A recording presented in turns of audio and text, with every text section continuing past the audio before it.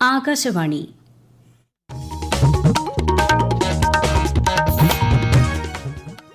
നമസ്കാരം. പ്രാദേശിക വാർത്തകൾ വായിക്കുന്നത് സോഫിയ ഡാനിയൽ.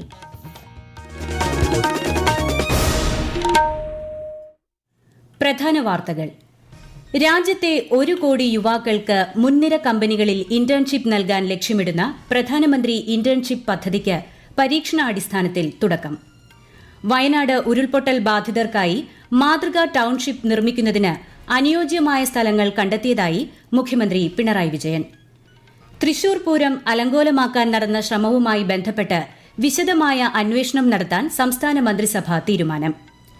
15ാം കേരള നിയമസഭയുടെ 12ാം സമ്മേളനത്തിന് നാളെ തുടക്കം.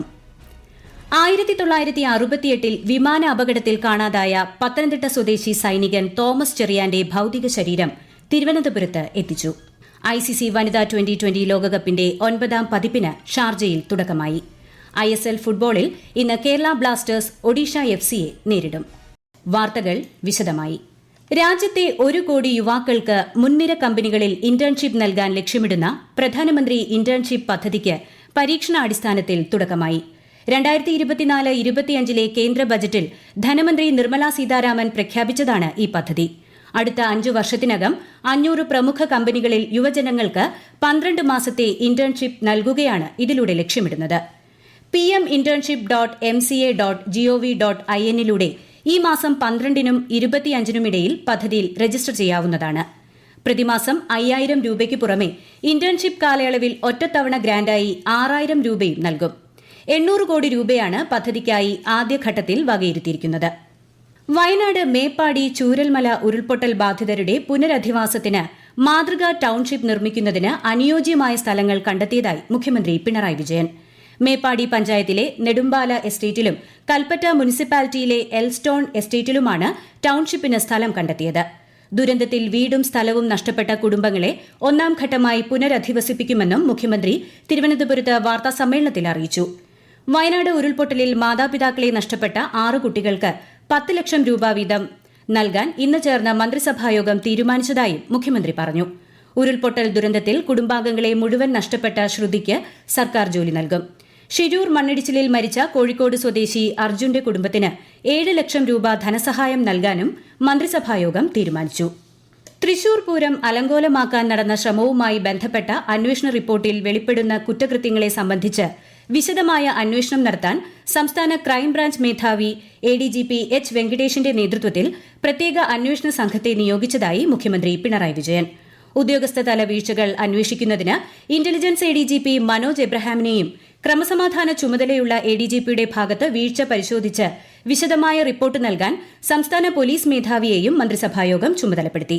കേരളത്തിലെ സാമൂഹ്യ അന്തരീക്ഷത്തെ അട്ടിമറിക്കാനുള്ള ശ്രമങ്ങൾ ഇക്കാര്യത്തിൽ നടന്നതായി സംശയിക്കാവുന്ന തരം കാര്യങ്ങൾ ഇത് സംബന്ധിച്ച് പോലീസ് സമർപ്പിച്ച അന്വേഷണ റിപ്പോർട്ടിൽ ഉണ്ടെന്നും മുഖ്യമന്ത്രി വാർത്താസമ്മേളനത്തിൽ പറഞ്ഞു. ഒരു ഇംഗ്ലീഷ് ദിനപത്രത്തിന് നൽകിയ അഭിമുഖവുമായി ബന്ധപ്പെട്ട വിവാദത്തിൽ താൻ പറയാത്ത ചില കാര്യങ്ങളാണ് അച്ചടിച്ച് വന്നതെന്ന് മുഖ്യമന്ത്രി പിണറായി വിജയൻ. പത്രത്തിൽ ഇന്റർവ്യൂ കൊടുക്കാൻ PR ഏജൻസിയുടെ സഹായം തേടിയെന്ന ആരോപണത്തിൽ പ്രതികരിക്കുകയായിരുന്നു മുഖ്യമന്ത്രി. അതേസമയം വിവാദ പരാമർശത്തിൽ ഗവർണർ ആരിഫ് മുഹമ്മദ് ഖാൻ മുഖ്യമന്ത്രിയിൽ നിന്നും വിശദീകരണം തേടി.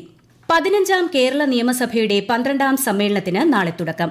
ഈ മാസം 18 വരെ നീളുന്ന സമ്മേളനത്തിൽ 9 ദിവസമാണ് സഭ ചേരുക. വയനാട്, കോഴിക്കോട് ജില്ലകളിലുണ്ടായ ഉരുൾപൊട്ടൽ ദുരന്തത്തിൽ ജീവൻ നഷ്ടപ്പെട്ടവർക്ക് നാളെ നിയമസഭ ആദരാഞ്ജലികൾ അർപ്പിക്കും. തിങ്കളാഴ്ച മുതൽ പുനരാരംഭിക്കുന്ന സമ്മേളനത്തിന്റെ 6 ദിവസങ്ങൾ സർക്കാർ കാര്യങ്ങൾക്കും 2 ദിവസങ്ങൾ അനൌദ്യോഗിക അംഗങ്ങളുടെ കാര്യങ്ങൾക്കുമായാണ് നീക്കിവച്ചിരിക്കുന്നത്. നിലമ്പൂർ MLA PV അൻവറിനെ CPIM സാമാജികർക്ക് അനുവദിച്ചിട്ടുള്ള നിയമസഭയിലെ ബ്ലോക്കിൽ നിന്നും ഒഴിവാക്കണമെന്ന് അഭ്യർത്ഥിച്ചുകൊണ്ട് CPIM parliamentary party secretary TP Ramakrishnan നിയമസഭാ സ്പീക്കർ AN ഷംസീറിന് കത്ത് നൽകി. CPIM സ്വതന്ത്ര MLA ആയിരുന്ന PV അൻവറിനെ ഇടതുമുന്നണിയിൽ നിന്നും പുറത്താക്കിയ സാഹചര്യത്തിലാണ് കത്ത് നൽകിയത്. ഈ വാർത്തകൾ ആകാശവാണിയിൽ നിന്ന്. ആകാശവാണി വാർത്തകളും വാർത്താധിഷ്ഠിത പരിപാടികളും all India radio news Thiruvananthapuram YouTube ചാനലിലും @all India radio news Thiruvananthapuram Facebook പേജിലും AR News_ തിരുവനന്തപുരം ഇൻസ്റ്റഗ്രാം അക്കൌണ്ടിലും @AR News_TVM X ഹാൻഡിലും ലഭ്യമാണ്. 1968 നടന്ന സൈനിക വിമാന അപകടത്തിൽ കാണാതായ പത്തനംതിട്ട ഇലന്തൂർ സ്വദേശിയായ സൈനികൻ തോമസ് ചെറിയാന്റെ ഭൌതിക ശരീരം തിരുവനന്തപുരത്ത് എത്തിച്ചു. സംസ്കാരം നാളെ ഉച്ചയ്ക്ക് 2-ന് സൈനിക ബഹുമതികളോടെ Elanthoor Karoor saint Peter's orthodox വലിയ പള്ളിയിൽ നടക്കും. പ്രധാനമന്ത്രി നരേന്ദ്രമോദിക്ക് വേണ്ടി ഗോവ ഗവർണർ PS ശ്രീധരൻപിള്ള തോമസ് ചെറിയാന്റെ ഛായാചിത്രത്തിനു മുന്നിൽ പുഷ്പചക്രം സമർപ്പിച്ചു. വിശദാംശങ്ങളുമായി ആകാശവാണി പത്തനംതിട്ട ജില്ലാ പ്രതിനിധി ശ്രീജി S. ശ്രീധർ.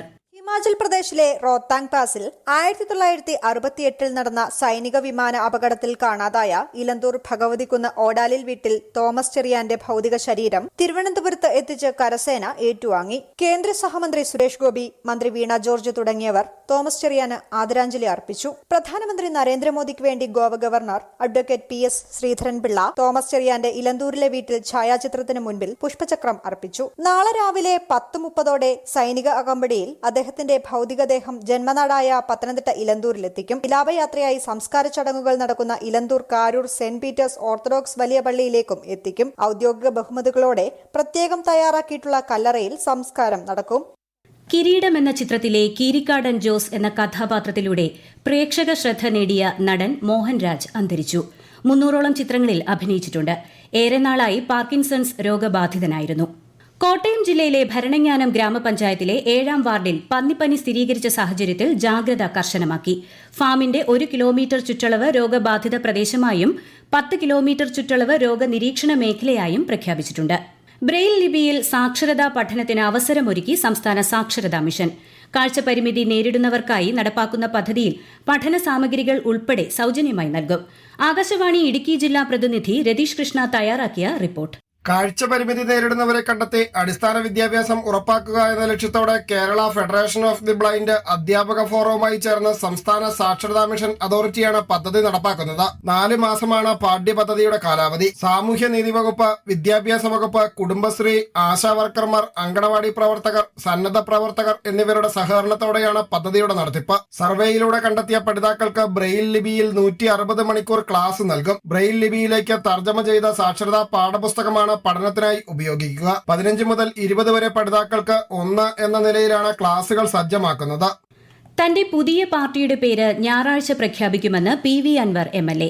പാർട്ടി രൂപീകരണത്തിന് MLA സ്ഥാനം തടസ്സമാകുമെങ്കിൽ രാജിവെക്കുമെന്നും അദ്ദേഹം മാധ്യമങ്ങളോട് പറഞ്ഞു. കേരള നിയമസഭ അന്താരാഷ്ട്ര പുസ്തകോത്സവത്തിന്റെ 3-ാം പതിപ്പ് 2025 ജനുവരി ആദ്യവാരം സംഘടിപ്പിക്കും. മുൻ പതിപ്പുകളേക്കാൾ മികച്ച രീതിയിൽ പുസ്തകോത്സവം സംഘടിപ്പിക്കുന്നതിനായി നിയമസഭാ സാമാജികരെ കൂടി ഉൾപ്പെടുത്തി വിവിധ കമ്മിറ്റികൾ രൂപീകരിച്ച് പ്രവർത്തനങ്ങൾ പുരോഗമിക്കുകയാണ്. 9ാമത് ICC വനിതാ 2020 ലോകകപ്പിന് ഷാർജയിൽ തുടക്കം. ഉദ്ഘാടന മത്സരത്തിൽ ബംഗ്ലാദേശ് സ്കോട്ട്ലൻഡിനെ 16 റൺസിന് പരാജയപ്പെടുത്തി. ബംഗ്ലാദേശ് ഉയർത്തിയ 120 റൺസ് വിജയലക്ഷ്യം പിന്തുടർന്ന് സ്കോട്ട്ലൻഡ് 103 റൺസിന് പുറത്തായി. ഷാർജയിൽ ഇന്ന് രാത്രി 7:30 പാകിസ്ഥാൻ ശ്രീലങ്ക മത്സരം. ഇന്ത്യയുടെ ആദ്യ മത്സരം നാളെ ന്യൂസിലൻഡിനെതിരെയാണ്. ഞായറാഴ്ചയാണ് ഇന്ത്യ പാകിസ്ഥാൻ മത്സരം. ISL ഫുട്ബോളിൽ ഇന്ന് കേരള ബ്ലാസ്റ്റേഴ്സ് ഒഡീഷ FCയെ നേരിടും. രാത്രി 7:30 ഭുവനേശ്വറിലെ കലിംഗ സ്റ്റേഡിയത്തിലാണ് മത്സരം.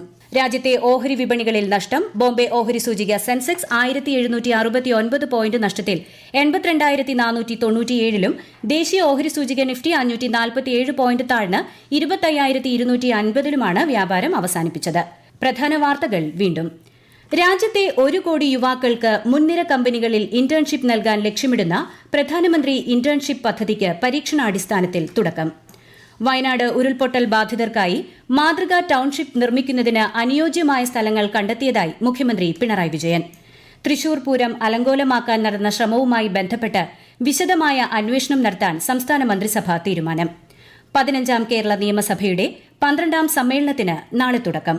1968 വിമാന അപകടത്തിൽ കാണാതായ പത്തനംതിട്ട സ്വദേശിയായ സൈനികൻ തോമസ് ചെറിയാന്റെ ഭൌതിക ശരീരം തിരുവനന്തപുരത്ത് എത്തിച്ചു. ICC വനിതാ 2020 ലോകകപ്പിന്റെ 9ാം പതിപ്പിന് ഷാർജയിൽ തുടക്കമായി. ISL ഫുട്ബോളിൽ ഇന്ന് കേരള ബ്ലാസ്റ്റേഴ്സ് ഒഡീഷ FCയെ നേരിടും. പ്രാദേശിക വാർത്തകൾ കഴിഞ്ഞു. അടുത്ത വാർത്താ പ്രക്ഷേപണം രാത്രി 7:25-ന്.